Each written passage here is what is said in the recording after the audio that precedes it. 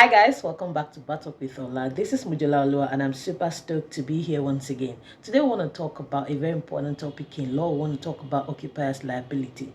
It's a very important, topic. It's something that, comes up in our daily living. So let's talk about it. But before I do that, thank you once again to everyone that has been sharing the links to these videos, far and wide. Thank you so much. Thank you, thank you, thank you. I have shorts now. That means that I'm making shorts. If you go to the shorts section of the channel, you see different shorts that I've made. So let's talk about law in a few seconds, 16 seconds, 14 seconds, and make sure that you like the videos as you're watching them. What is occupiers liability? It is a provision under civil law. Now, that ensures that if you own a property or if you have a degree of control over a property, you keep it safe for those who visit the property. That is my neighbor's generator. Sometimes these are things that I have to deal with that makes it impossible for me to film sometimes because, no light. So most people are using generators in Nigeria when there's no light, and I have to battle with, the sound, despite the fact that I've shut all windows, and taking all measures within my ability, for now. So please bear with me if the sound is, if the noise is increased at this point. Let's just get right into this video because we need to keep moving. Occupiers liability is a provision under the law that saddles owners of premises with the responsibility to keep that premises safe or those premises safe for people who visit the premises. So if you own a property, the law mandates you to make sure that you keep it safe so that people who come on that property, they are not injured, they are not harmed, because you have failed to do something. For instance, if you own a building with staircase, you should put rails so that adults and children alike who are visiting will be able to hold on to something when they are climbing the stairs and they would not fall down or fall sideways. That's a protection that is required of you by law. So this standard is implicit in many of the things we do in real life. So that means that it's not that somebody will come to you and start saying necessarily that, have you done this? You should do this. There are building standards when you're building premises, yes. But aside that, some of these things, it is assumed that you know and you should do it. And that's why we need to talk about it. So if you own a building or if you have a reasonable degree of control, substantial control over a premises, you must keep it safe. If you've rented a place out, for instance, for a birthday party, you have a liability, and those people who own the building have a liability as well to keep it safe for people who will come for the party. So that's what occupiers liability is really about. Now let's talk about it in legalese. Occupiers liability is governed by the Occupiers Liability Act of 1957. It is a lawful duty imposed upon the owner or the occupier of a premises to ensure that it takes reasonable care, a reasonable degree of care in keeping the premises, his premises or her premises safe for people whom he has invited or onto the premises or who use the premises by his or her permission. So that is what occupiers liability is. I'll take an example. In Wheaton and E Lacon, it's a 1966 case. In that case, a company owned a pub and they had a manager that was resident in the pub that was managing the pub. So the claimant rented the pub.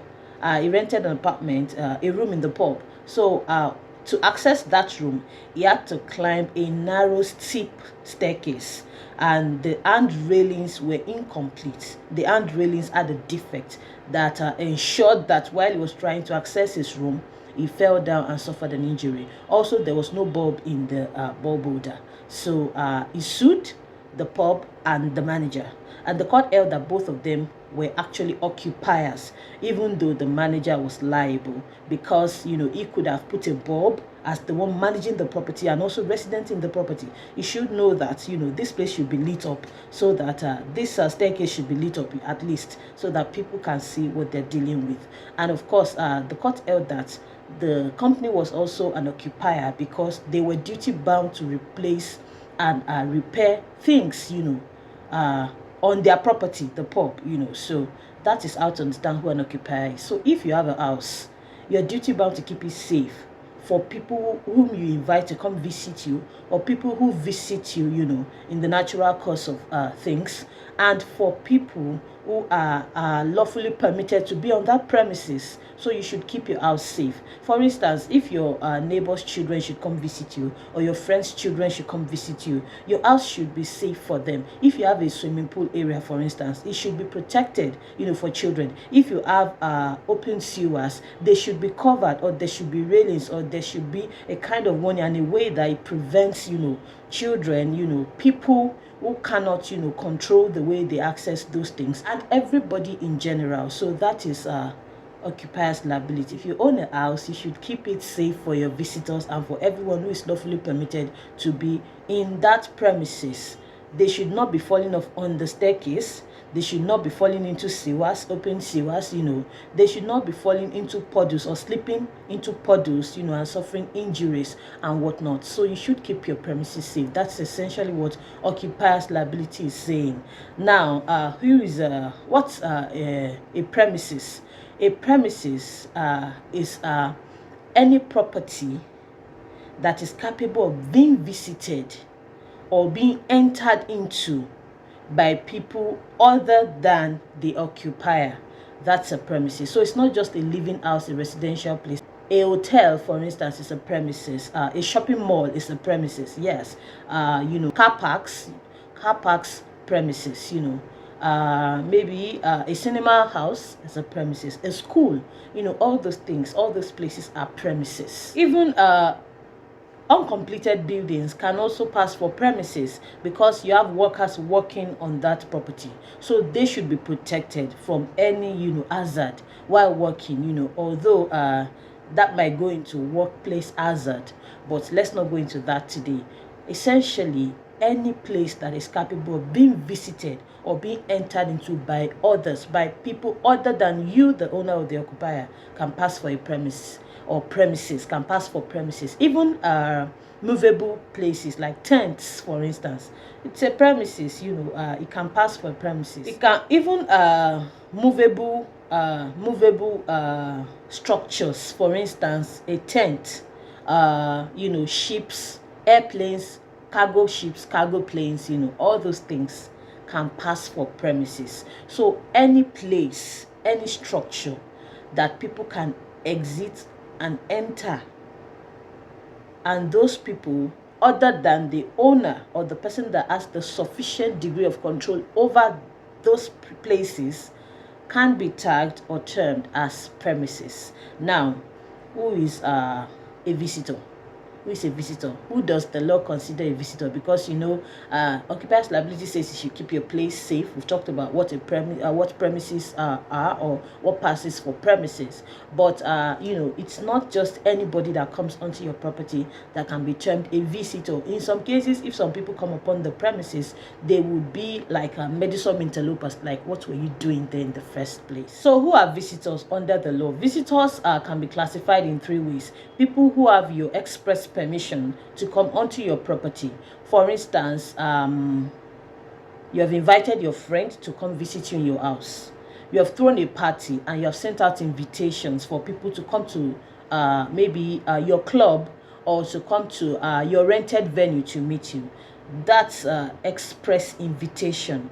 If you're holding a concert, for instance, and you have invited people to come and attend the concert, attendees, that's express permission. You have asked them onto the property expressly. There's no mix up about that. So that's express permission. They are visitors, lawful visitors, and if they are hurt or harmed or injured on the premises, they can sue you and you would be liable. Now, what's implied permission? Implied permission means that those people come upon the property by virtue of what you offer, what the premises holds for them, and there is no move by you, the owner or occupier, to actually preclude them from coming onto the property. For instance, if you own a lot or a plot of land, maybe you fenced it, low fenced, and over time people in the neighborhood begin to use it for maybe a shortcut, and they're passing through, that's and you do nothing about it. That's implied. It's implied that you want them to pass through it. So if there's something on the property that would injure them, and it actually injures them, you would be liable. Let's say you own a shop. People will come into the shop whether they've decided to buy or not, but they come into the shop by virtue of the fact that it's a place of business. They have your implied permission to actually come in. So you are bound, duty bound, to protect them, to make sure your premises is in good condition. For instance, if someone comes into your mall or supermarket, for instance, and maybe they were going into the car lot and they sleep, in snow, they sleep, and they injure themselves. It is assumed that you should have, maybe cleared the snow for them, so that they will be protected and they would not sleep. So that's that injury. So you would be liable for that kind of injury. You'd be liable for that kind of injury. So implied permission. In Lowery and Walker, the defendant owned a lot, like I've said, and then people were passing it through it as shortcut. He had expressed, his in this case, he had even expressed his disagreement with that arrangement, but he did not do anything to stop it from reoccurring. So people kept passing through the lot, and then one day he put a wild horse in the field and he attacked people. The court held that they were implied visitors. They had implied permission to use his lot as a passage, and so he was liable for whatever injury or hazard that they suffered while on the premises. So implied permission. Then we also have people who come in as of rights, lawful right. For instance, a policeman coming into your property, maybe to search, or maybe due to intelligence or something, is coming by right of law. So the premises must be safe for him as well. So those are the three classes of people who are classified as visitors under the law. Most visitors fall into any of these three categories, however you choose to look at it, and it is your duty as the occupier of the premises to keep your premises safe for them. Now, there are some classes of visitors too. We have special class and skilled class. The special class are people like children. You have to take an extra degree of care to keep your premises safe for children. If there are open sewers, you should cover them. You should, if there's a pool area, you should barricade it or something. If there's maybe a staircase, you should have railings that are well fitted, not just loose railings for adults alone, but railings that are well fitted for children. You should take an extra degree of care to protect children as a special class of visitors who come onto your property. Now, the skilled class, there's less degree of care expected of them, because the law believes that by virtue of that particular skill, they can navigate their way through your premises without getting hurt. So there's still a liability, but it's lower for the skilled class of visitors. So what if someone is an outright trespasser?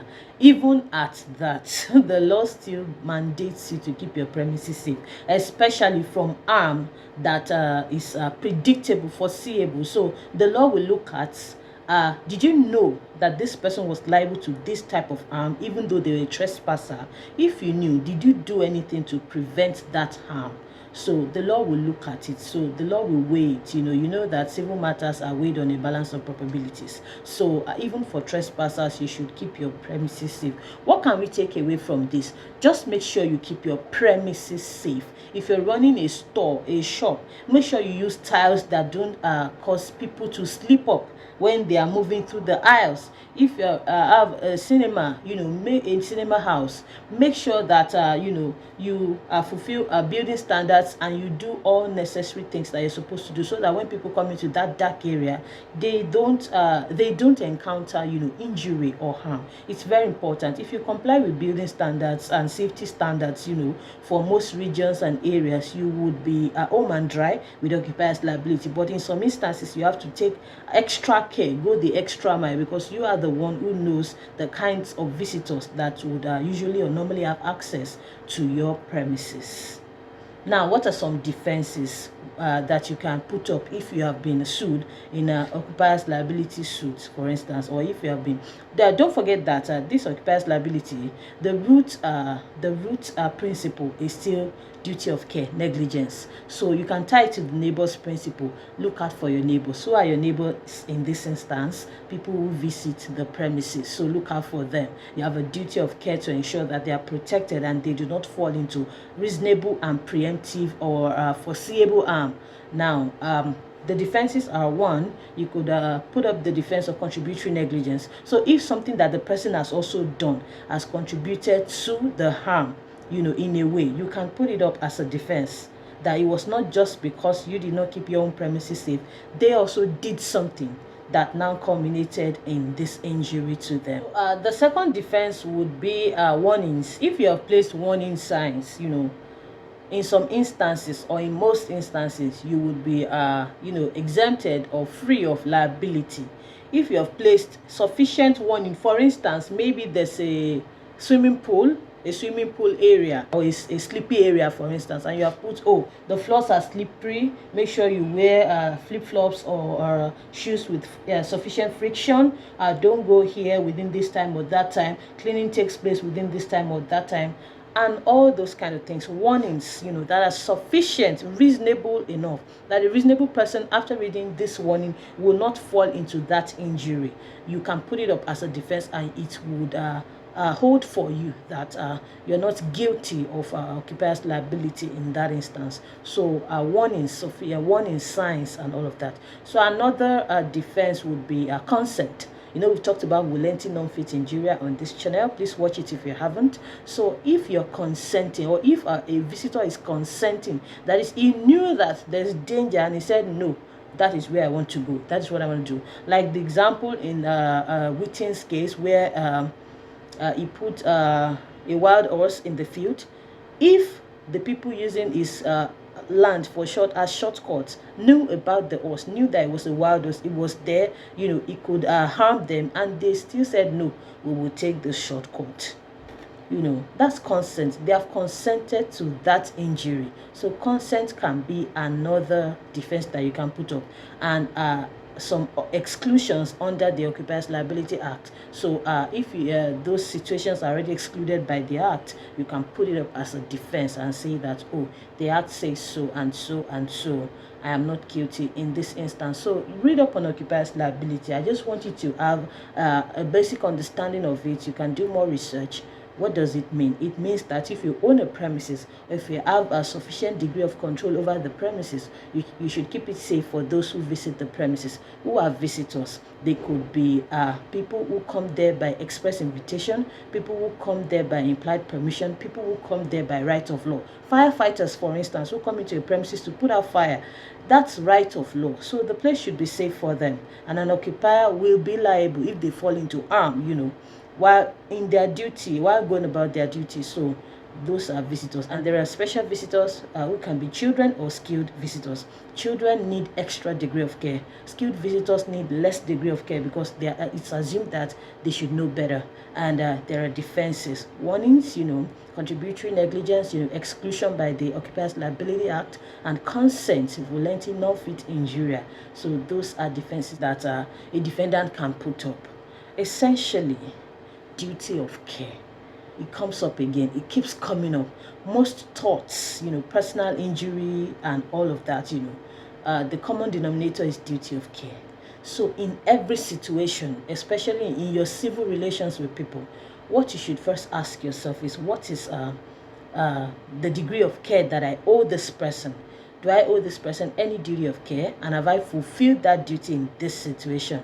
That way you would avoid so many liabilities. That's all I have for you in this video. Don't forget to subscribe.